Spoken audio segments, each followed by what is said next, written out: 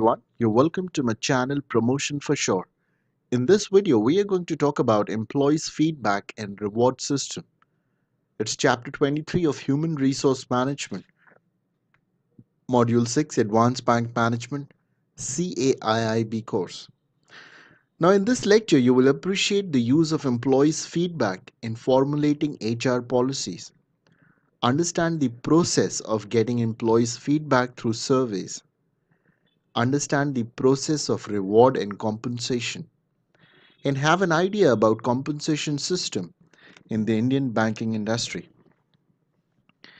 Now, satisfaction of employees at workplace is considered as an important parameter for achieving organizational objectives. Progressive organizations always try to get regular feedback from their employees on various human resource management aspects. New initiatives to be taken in this regard in different forms of surveys. Now, the information gathered is both formally and informally about the attitude and satisfaction level of the employees in the organization. There are many ways to take the feedback of the employees. We will talk about some of them. Feedback through climate surveys.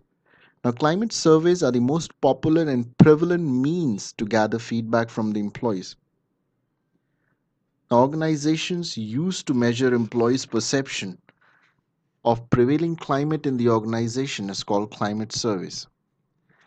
So, although climate is usually measured for the organization as a whole, the scores are typically analyzed by department or division level.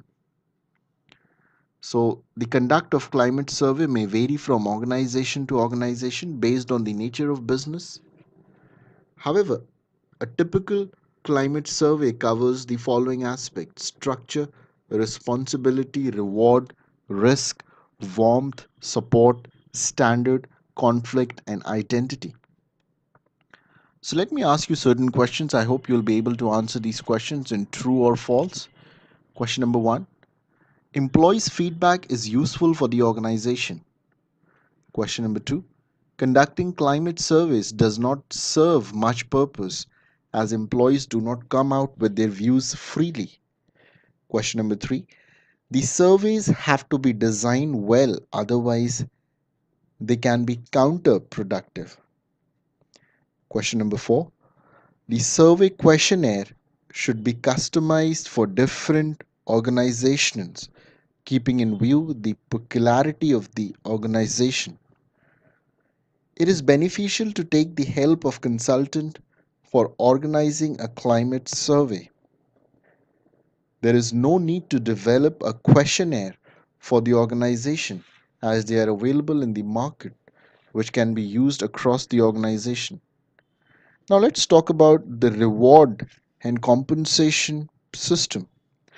Now, the primary motive of a person to take a job is to meet his basic needs first.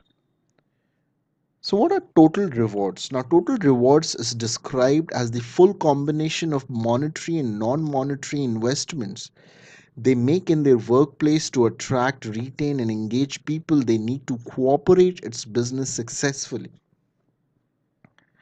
The six elements of total rewards, which collectively defines organization's strategy to attract, motivate, and retain employees, as compensation, benefits, work-life effectiveness, recognition, performance management, talent development. What is reward strategy? Now, reward strategy determines the direction in which reward management innovations and development should go to support the business strategy, how they should be integrated, the priority that should be given to initiatives, and the pace at which it should be implemented. So, what is the purpose of primary reward program? It can be answered by these three questions. Why does the program exist? Why is it meaningful to the employees, and how does it give the organization a competitive edge? So if you want to develop a reward strategy for your organization, you need to make a program and you need to have value. So I hope you would also understand and relate this to your own organizations in which you're working. Now, what are types of compensation? Let us first understand what exactly is compensation. It is money or remuneration received for the performance of work plus the kinds of benefits provided by the organization. The jobs broadly classified in four groups, and the compensation for them is commonly referred to as managerial, which is top, middle, and junior level; remuneration, supervisory, salary; clerical or administrative, they get salary; unskilled, semi skilled, skilled, and highly skilled get wages. There is a compensation base, the priority. There is also a company objective, market situation, internal and external factors based on which the compensation is decided by the organization. There is certain compensation theory. There is also adequacy of wages committee of fair wage pronounce certain wage concepts such as minimum wage, living wage, fair wage, and need based minimum wage. Societal consideration in legal frameworks. There are many legal frameworks for deciding the wages. It's the Payment of Wage Act 1936, the Minimum Wage Act 1948, the Payment of Bonus Act 1965, the Equal Remuneration Act 1976. What is job evaluation? Now, it is an important measure to determine the level of compensation package. Now, a scientific job evaluation will ensure parity of compensation level for similar or equal work. What are the objectives of job evaluation? To determine the compensation rates, to link pay with requirement of job, to provide for pay differentials taking into account skills, efforts, hazards required to each job, to establish compensation structure. So if I ask you, what are job evaluation techniques? Which can be divided into two parts, non quantitative and quantitative. Non quantitative methods will include ranking and grading. Quantitative measures will include point rating and factor comparison. Now, this is how you can assess the performance, and on the basis of the performance, you can link the rewards as well. There are ways in which you can design compensation structure. It depends upon the organization, its values, its compensation structure. Now, if we talk about the banking industry, we all are aware of the compensation packages of the banking industry and how it is translated. Let me ask you certain questions which will help you to understand this chapter in a much better way. Question number one. People do not give much importance to the compensation in the organizations, whether it's true or false. Question number two. Wage, salary, and remuneration all mean the same. Question number three. The reward linked to the performance generally improves the motivation level of employees. Question number four.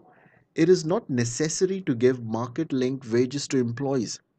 They may otherwise continue because of job security. Question number five. Uniform wage structure helps in improving the performance. Question number six. Job evaluation is necessary as it helps in distinguishing jobs in the level of complexity, skills required, and risk involved. Question number seven. Cafeteria or menu option of compensation refers to providing cafeteria or canteen facilities to the employees. Question number eight. The compensation paid to the managerial position is generally referred to as salary. Question number nine. Total reward comprises of all the elements of financial rewards. Question number 10. Reward strategy is developed independent of business strategy. Question number 11. Job evaluation uses both quantitative and non-quantitative measures. So I hope this video would have really helped you to understand a basic understanding of this employees feedback and reward system. So if you like this video, you can press the like button, you can subscribe to my channel and share this video on social media. Help us to spread education in this beautiful world. Thank you.